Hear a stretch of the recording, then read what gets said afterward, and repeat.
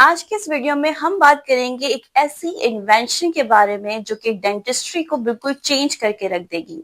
यानी एक इंजेक्शन आप लगाएंगे, उसके लगाते ही आपके दांत कुदरती तौर पर तीसरी मर्तबा, यस आपने बिल्कुल सही सुना, तीसरी मर्तबा रीग्रो करवा सकते हैं। यानी वैसे ही जैसे बचपन में आपके दूध का दांत डेसिडस टीथ इरप्ट होना स्टार्ट होते हैं, उसके बाद झड़ने के बाद आपके परमानेंट टीथ यानी पक्के दांत इरप्ट होते हैं और वो आपके साथ लाइफ टाइम तक वही दांत आप जो है वो यूज करते हैं। और बचपन से हमें बताया जाता है अगर आपने इन दांतों की केयर नहीं की तो कैविटी की वजह से आपके दांत एक्सट्रैक्ट हो सकते हैं, या कुदरती तौर पर आपके दांत मिसिंग हैं, या एज की वजह से आपके दांत झड़ गए हैं। तो इन सब कंडीशन में आपने आर्टिफिशियल यानी फेक दांतों पे जाना पड़ेगा, क्योंकि तीसरी मर्तबा तो आपके दांत ग्रो नहीं हो सकते। लेकिन अब एक इन्वेंशन हुई है, एक रिसर्च की गई है। डॉक्टर कैट्सू हैं जो जापान में एक डेंटिस्ट और रिसर्चर हैं। उन्होंने कहा है अपनी रिसर्च में human teeth can regrow with in just 5 years, यानी आज से 5 साल बाद 2030 में एक ऐसा इंजेक्शन आपको मार्केट में अवेलेबल होगा जिसके लगाते ही आपके दांत वापस रीग्रो हो जाएंगे। अब इस इंजेक्शन में ऐसा क्या है कि आपको जैसे ही आप लगाएंगे आपके दांत बिल्कुल वैसे ही इरप्ट हो जाएंगे। इस इंजेक्शन के क्या साइड इफेक्ट होंगे ह्यूमन बॉडी में, कौन सी एज के पेशेंट्स इससे फायदा उठा सकेंगे, इसकी डोजेज कितनी होगी, और क्या सबसे इंपॉर्टेंट पॉइंट, क्या अब आपको डेंटिस्ट के पास इतनी एक्सपेंसिव ट्रीटमेंट करवाने की जरूरत नहीं पड़ेगी, इम्प्लांट, डेंचर या ब्रिजेस आपको नहीं लगवाने पड़ेंगे। तो इन सब क्वेश्चन का आंसर आपको मिलेगा मेरी इस वीडियो में। तो इस इंजेक्शन की अगर हम बात करें तो ये इसकी रिसर्च 2024 पे स्टार्ट हो गई है। सबसे पहले जब भी रिसर्च होती है तो एनिमल्स में वो रिसर्च की जाती है। जब फेरिट पे वो रिसर्च की गई, फेरिट पे या माइस, फेरिट या चूहों की ही एक टाइप होती है, जब उन्होंने रिसर्च की तो आप ये देख सकते हैं इस पिक्चर पे, भी रिसर्च से ही मैंने ली है। यहाँ पर टूथ नहीं था, मिसिंग टीथ थे इस पैरेट पे जिस पे इन्होंने रिसर्च की थी। उसके बाद इनके यहाँ पर एक नया दांत वापस आ गया।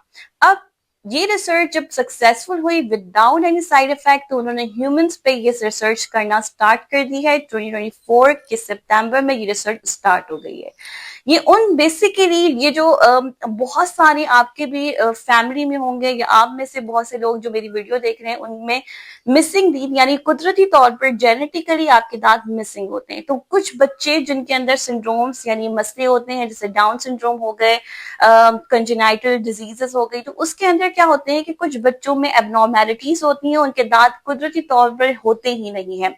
अब बात जो है ये इस इंजेक्शन में ऐसा क्या है और किस चीज को ये हिट कर रहा है और क्या इसकी फिलॉसफी है जिसकी वजह से ये आपके दांत वापस आ सकते हैं।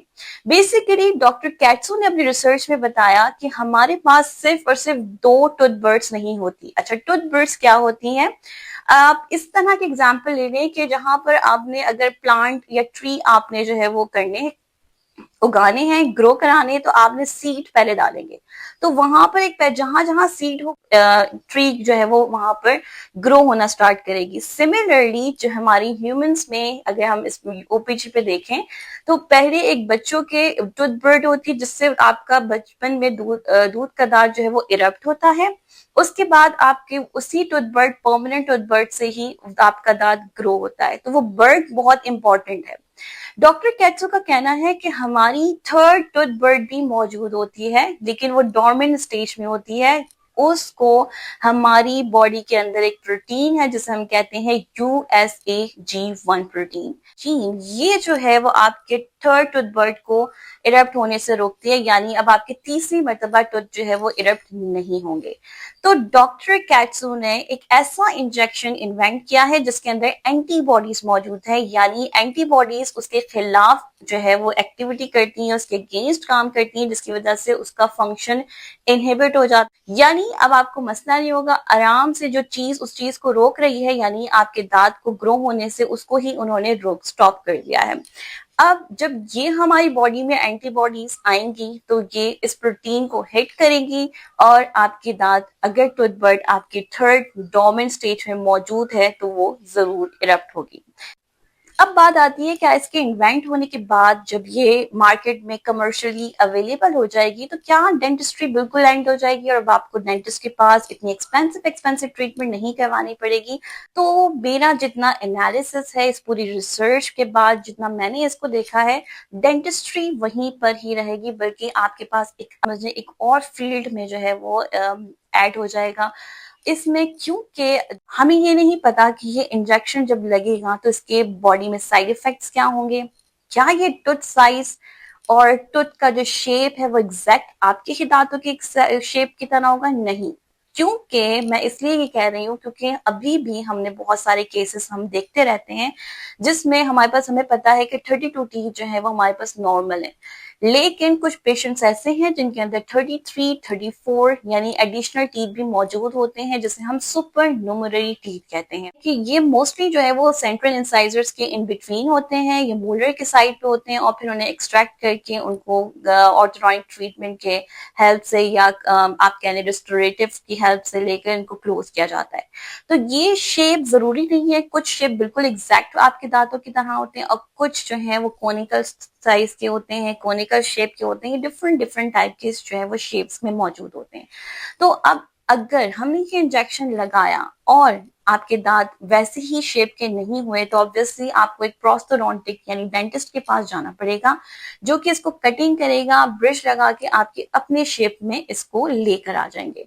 अब बात आती है कि दांत, हमें नहीं पता कि ये इंजेक्शन जब लगेगा तो ये दांत क्या उसी सीक्वेंस से इरप्ट होगा जैसे ही हमारे पास परमानेंट टीथ है, तो एक अल्लाह की तरफ से एक नेचुरली गॉड गिफ्टेड आपको एक आर्च में जो है वो मिलेंगे, तो वहीं पे वो दांत आना स्टार्ट होते हैं और आपके दांत जो है वो एक एग्जैक्ट पोजीशन पे होते हैं। लेकिन अगर हमने इंजेक्शन लगाया और इस इंजेक्शन में जहां भी इसको जगह मिली, जहां पे भी वो दूध पड़ पाई गई और वो वहां से इरप्ट होगी और आपके दांत कहीं से भी इरप्ट होना स्टार्ट हो जाएंगे, तो ऑब्वियसली दांत मेलालाइन यानी टेढ़े मेढ़े हो सकते हैं। तो उसको सही करने के लिए आपको ब्रेसेस स्पेशलिस्ट यानी ऑर्थोडोंटिस्ट की नीड हो सकती है। लेकिन हाँ, अगर एक बात करें तो इम्प्लांट स्पेशलिस्ट इम्प्लांटोलॉजिस्ट की हो सकता है कि नीड अब इन फ्यूचर जो है वो खत्म हो सकती है, लेकिन डेंटिस्ट्री ऑब्वियसली नहीं खत्म हो सकती, डेंटिस्ट्री के पास आपको जाना पड़ेगा, लेकिन आपको एक्सपेंसिव ट्रीटमेंट से आप बच जाएंगे। तो ये तो हो रही हम मेरी एनालिसिस, अब मुझे नहीं पता कि आगे ये जाके इन फ्यूचर कितनी सक्सेसफुल होगी। हो सकता है कि इन 5 ईयर्स के बाद जब हम इस वीडियो को देखेंगे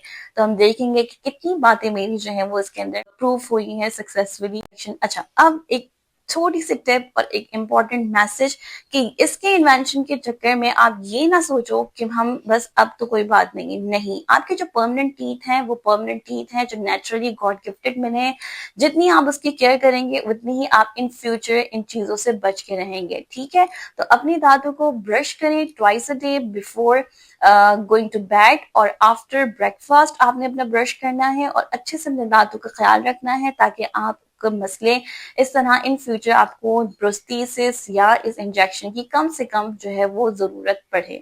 अच्छा, अगर आपने मेरे चैनल को सब्सक्राइब नहीं किया तो सब्सक्राइब कर लें ताकि इस तरह की इंफॉर्मेटिव वीडियो आपको इन फ्यूचर मिलती रहे।